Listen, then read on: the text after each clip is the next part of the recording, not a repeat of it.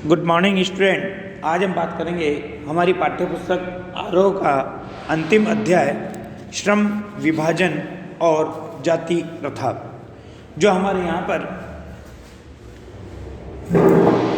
भारतीय शासन तंत्र के कर्णधार या संविधान के निर्माता बाबा साहेब भीमराव अंबेडकर के द्वारा लिखा गया है। सबसे पहले मैं आपको बाबा साहेब भीमराव अंबेडकर की जानकारी प्रदान कर दूं। इनका जन्म 14 अप्रैल सन 1891 महू मध्य प्रदेश में हुआ। इनकी प्रमुख रचनाएं अगर हम देखते हैं तो the caste in India, their mechanism, genesis and development 1917 में प्रथम प्रकाशित कृति थी इनकी। The untouchables, who are they, जो 1948 में प्रकाशित हुई। हु आर द शूद्रास 1946 में प्रकाशित हुई। बुद्धा एंड हिज धम्मा 1957 में प्रकाशित हुई। थॉट्स ऑन लिंग्विस्टिक स्टेट्स 1955 में प्रकाशित हुई। The problem of the rupee 1923। The evolution of provincial finance in British India PhD की थीसिस थी, जो 1916 में हुई। The rise and fall of the Hindu women 1965 में। एनिहिलेशन ऑफ कास्ट 1936 में। लेबर एंड पार्लियामेंट डेमोक्रेसी 1943 में। बुद्धिज्म एंड कम्युनिज्म 1956 में, जो इनकी पुस्तकें वो भाषण था। मूक नायक, बहिष्कृत भारत, जनता आदि पत्रिकाओं का संपादन इनके द्वारा किया गया। हिंदी में इनका संपूर्ण वाङ्मय भारत सरकार के कल्याण मंत्रालय से बाबा साहेब आम्बेडकर संपूर्ण वाङ्मय नाम से 21 खंडों में प्रकाशित हो चुका है।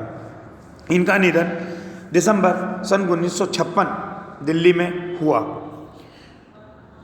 ये कहते हैं कि अगर इंसानों के अनुरूप जीने की सुविधा कुछ लोगों तक ही सीमित है, तब जिस सुविधा को आमतौर पर स्वतंत्रता कहा जाता है उसे क्या कह सकते हैं? विशेष अधिकार कहना उचित है। मानव मुक्ति के पुरोधा बाबा साहेब भीमराव अंबेडकर अपने समय के सबसे सुपठित जनों में से एक थे। प्राथमिक शिक्षा के बाद बड़ौदा नरेश के प्रोत्साहन पर उच्चतर शिक्षा के लिए ये न्यूयॉर्क गए, फिर वहाँ से लंदन गए। उन्होंने संस्कृत का धार्मिक, पौराणिक और पूरा वैदिक वाङ्मय अनुवाद के जरिए पढ़ा और ऐतिहासिक तथा सामाजिक क्षेत्र में अनेक मौलिक स्थापनाएं प्रस्तुत की। सब वे मिलाकर उन्हें क्या कहा जा सकता है? इतिहास का मीमांसक कहा जा सकता है, विधिवेत्ता कहा जा सकता है, अर्थशास्त्री कहा जा सकता है, समाजशास्त्री कहा जा सकता है, शिक्षाविद कहा जा सकता है और धर्म दर्शन के व्याख्याता बनकर के वो उभरे। भारत देश में, स्वदेश में उस समय उन्होंने वकालत भी की। समाज और राजनीति में बेहद सक्रिय भूमिका निभाते हुए उन्होंने अछूतों, स्त्रियों और मजदूरों को मानवीय अधिकार व सम्मान दिलाने के लिए अथक संघर्ष किया। भारतीय संविधान के निर्माताओं में से एक डॉक्टर भीमराव अंबेडकर आधुनिक भारतीय चिंतन में अत्यंत महत्वपूर्ण स्थान के अधिकारी हैं। उन्होंने जीवन भर दलितों की मुक्ति एवं सामाजिक समता के लिए संघर्ष किया। उनका पूरा लेखन इसी संघर्ष और सरोकार से जुड़ा हुआ है। स्वयं दलित जाति में जन्मे डॉक्टर अंबेडकर को बचपन से ही जाति आधारित उत्पीड़न, शोषण एवं अपमान से गुजरना पड़ा था। इसलिए विद्यालय के दिनों में ही जब एक अध्यापक ने उनसे पूछा कि तुम पढ़ लिख कर क्या बनोगे, तो बालक भीमराव ने जवाब दिया था कि मैं पढ़ लिख कर वकील बनूंगा, अछूतों के लिए नया कानून बनाऊंगा और छुआछूत को खत्म करूंगा। डॉक्टर अंबेडकर ने अपना पूरा जीवन इसी संकल्प के पीछे झोंक दिया। इसके लिए उन्होंने जमकर पढ़ाई की। व्यापक अध्ययन एवं चिंतन मनन के बल पर उन्होंने हिंदुस्तान के स्वाधीनता संग्राम में एक नई अंतर्वस्तु भरने का काम किया। वह यह था कि दास्ता अर्थात गुलामी का सबसे व्यापक व गहन रूप अगर कोई है तो वो है सामाजिक दास्ता, यानी समाज की गुलामी। और उसके उन्मूलन यानी निराकरण के बिना कोई भी स्वतंत्रता कुछ लोगों का क्या बन करके रह जाती है, केवल विशेष अधिकार बन करके रह जाती है। इसलिए ऐसे स्वतंत्रता क्या मानी जाती है, अधूरी मानी जाती है। उनके चिंतन व रचनात्मकता ये मुख्यतः 3 प्रेरक व्यक्तित्व रहे हैं, बुद्ध, कबीर और ज्योतिबा फूले।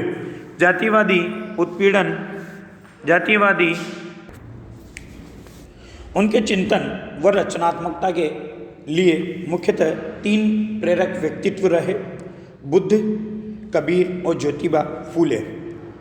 जातिवादी उत्पीड़न के कारण हिंदू समाज से उनका मोहभंग हुआ और मोहभंग होने के बाद वे बुद्ध के समतावादी दर्शन में आश्वस्त हुए और 14 अक्टूबर सन 1956 को 5 लाख अनुयायियों के साथ बौद्ध धर्म के मतानुयायी बन गए। भारत के संविधान निर्माण में उनकी महती भूमिका यानी बहुत महत्वपूर्ण भूमिका और एकनिष्ठ समर्पण के कारण ही हम आज उन्हें भारतीय संविधान का निर्माता कहकर श्रद्धांजलि अर्पित करते हैं। उनकी समूची बहुमुखी विद्वत्ता एकांत ज्ञान साधना की जगह मानव मुक्ति व जन कल्याण के लिए थी।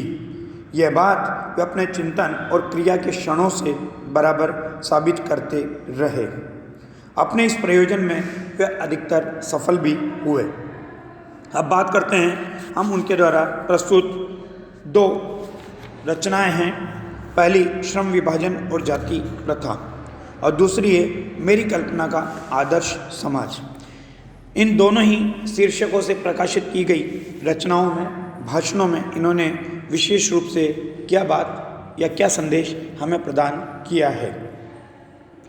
यहाँ प्रस्तुत पाठ जो दिया गया है वो अम्बेडकर के विख्यात भाषण, मतलब जो सबसे प्रसिद्ध भाषण था जिसका शीर्षक था एनिहिलेशन ऑफ कास्ट, जो 1936 में प्रकाशित हुआ, कि ललई सिंह यादव द्वारा कृत हिंदी रूपांतर जाति भेद का उच्छेद के 2 प्रकरणों के तौर पर यहाँ पर प्रस्तुत किया गया है। यह भाषण जाति पाति तोड़क मंडल जो लाहौर में बना था उसके वार्षिक सम्मेलन सन 1936 में जो हुआ के अध्यक्षीय भाषण के रूप में तैयार किया गया था, परंतु इसकी क्रांतिकारी दृष्टि से आयोजकों की पूर्णतः सहमति न बन सकने के कारण सम्मेलन ही स्थगित हो गया और ये पढ़ा भी नहीं जा सका। बाद में अंबेडकर ने इसे स्वतंत्र पुस्तिका के रूप में प्रकाशित कर वितरित किया, जो पर्याप्त लोकप्रिय हुई। दूसरी रचना में इन्होंने कहा समाज कैसा होना चाहिए, मेरी कल्पना का आदर्श समाज कैसा होना चाहिए।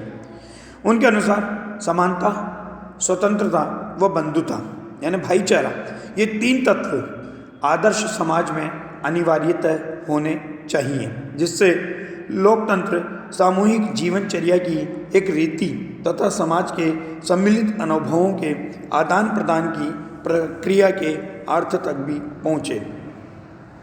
यहाँ प्रस्तुत पाठ उक्त पुस्तिका के प्रतिनिधि प्रकरण है, मतलब प्रमुख प्रकरण है। आज के जाति मजहब पर आधारित विषाक्त सामाजिक राजनीतिक माहौल में इनकी प्रासंगिकता और बढ़ गई है। अब बात करते हैं इनके द्वारा लिखित श्रम विभाजन और जाति प्रथा शीर्षक से प्रकाशित एक प्रकरण के बारे में, जिसमें इन्होंने बताया कि आज वर्तमान भारतीय समाज में भी जातिवाद के पोषक तत्वों की कमी नहीं है, क्योंकि जातिवाद के पोषक कई आधारों पर इसका समर्थन करते हैं। दूसरी बात यहाँ पर कही गई है, आज उस जाति प्रथा के कारण ही जो निम्न जाति का व्यक्ति है वो अपने पैतृक व्यवसाय को स्वीकार करने के लिए विवश है, भले उसको दूसरा कार्य करने की क्षमता हो, योग्यता हो, कार्य कुशलता हो, परंतु समाज के द्वारा स्वीकार नहीं किए जाने के कारण मजबूरीवश उसे अपने पैतृक व्यवसाय को स्वीकार करना पड़ता है, जिसके कारण उसकी आजीविका पर संकट है, उसको आर्थिक संबल प्राप्त नहीं हो पा रहा है, उसकी रुचि मर रही है। जबकि भारत में वास्तव में होना क्या चाहिए कि रुचि आधारित व्यवसाय की प्राप्ति होनी चाहिए। इससे बेरोजगारी भी घटेगी और देश विकास की राह पर अग्रसर हो सकेगा। अगर इस जाति प्रथा के बंधन के कारण कुछ स्वतंत्रता के अधिकार विशेष वर्ग तक ही सीमित हैं तो फिर इसे स्वतंत्रता नहीं कह सकते, केवल विशेष अधिकारी कहा जाएगा। आज इसीलिए भारत देश में विकास की रूपरेखा तय नहीं हो पा रही है और एक तरह से ये जाति प्रथा गुलामी की जंजीरों में जकड़े हुए भारतीयों की मन स्थिति का चित्रण करते हुए दिखाई देती है। तो यहाँ पर B.R. अम्बेडकर जी जो कह रहे हैं वो क्या कहते हैं, देखिए कि यह विडंबना की ही बात है कि इस युग में भी जातिवाद के पोषकों की कमी नहीं है। पोषक यानी पालन करने वाले जो जातिवाद को आज भी जिंदा बनाए रखना चाहते हैं, ऐसे पोषकों की कमी नहीं है। अब इसके जो पोषक हैं वो कई आधारों पर इसका समर्थन करते हैं। अंडरलाइन करना, कैसे समर्थन करते हैं? समर्थन का एक आधार ये कहा जाता है कि आधुनिक सभ्य समाज कार्य कुशलता के लिए श्रम विभाजन को आवश्यक मानता है कि अगर कोई कार्य अच्छी तरह से करना है तो उसके लिए हमें क्या करना पड़ेगा? श्रम का बंटवारा करना पड़ेगा। जबकि ऐसा नहीं है, कार्य कुशल किसी भी वर्ग का व्यक्ति हो सकता है, उसके लिए हमें उसको बांटने की जरूरत नहीं है।